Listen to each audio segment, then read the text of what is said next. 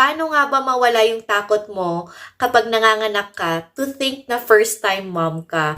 So, in this video, isi-share ko sa inyo yung mga tumatakbo sa utak ko nung nagle-labor ako up until nanganganak na ako. Na sa tingin ko, sobrang nakatulong sa akin para maging motivated and matapang ako doon sa loob ng delivery room. Hey, hello mommies! My name is Mommy Let. Ang channel ko po ay tungkol sa mga experiences ko bilang first-time mom, as a wife, and most of all, yung mga positive experiences ko nung time na nagli-labor ako at nung nanganganak na ako based from hypnobirthing. Isa sa mga nasa isip ko noon was, my body is designed to bear a child and to deliver it. So, kayang-kaya kong manganak ng normal delivery dahil gagawin ng katawan ko kung anong dapat niyang gawin by the time na nagle-labor na ako until kailangan ko nang ilabas si baby. And I am sure na magiging safe kaming pareho ni baby. Una sa lahat dahil sa hospital naman ako manganganak. Yun yung nasa isip ko. Hindi ko naman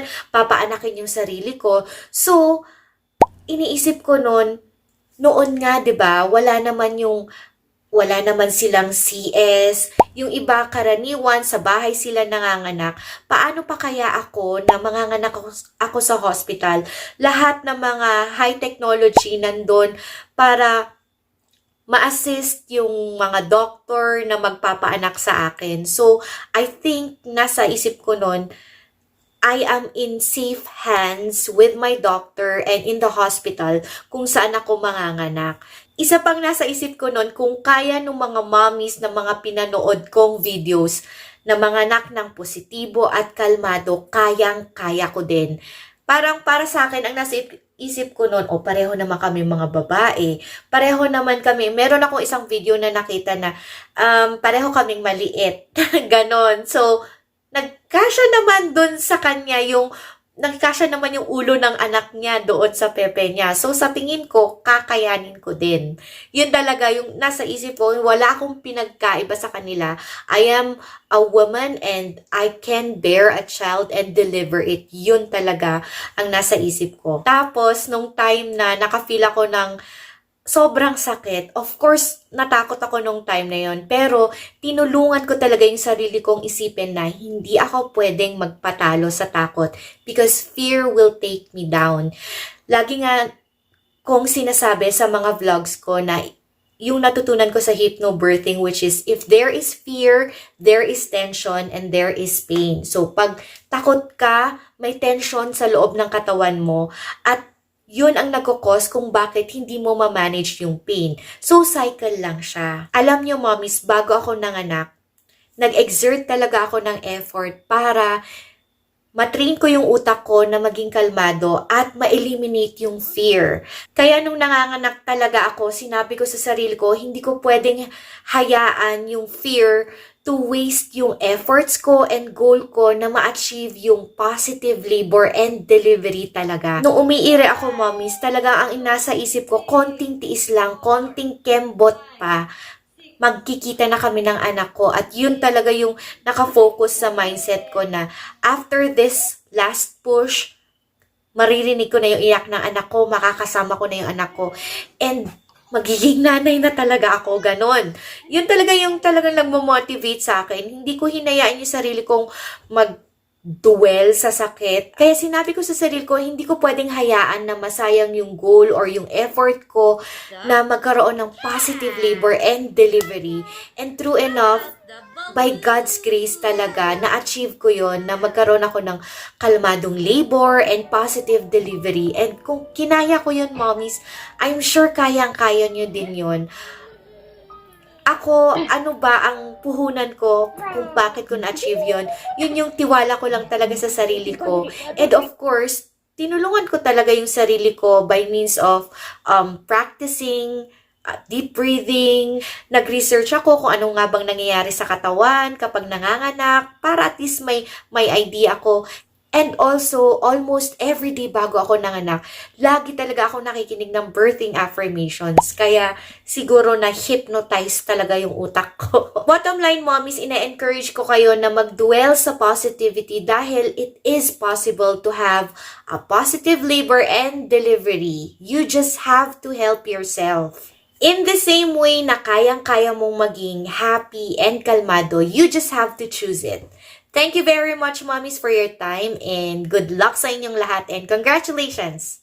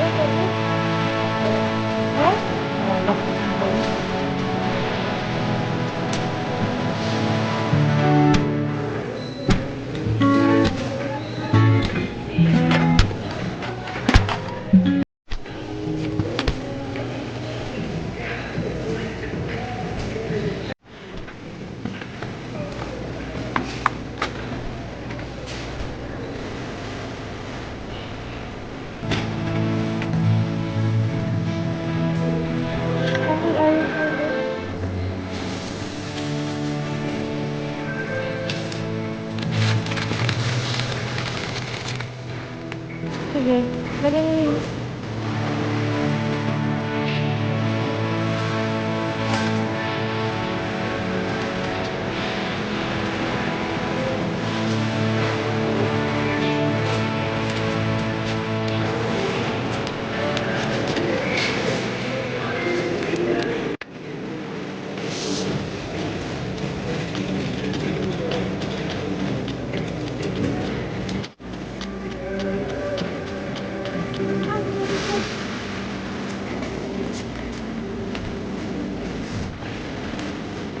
kita niyo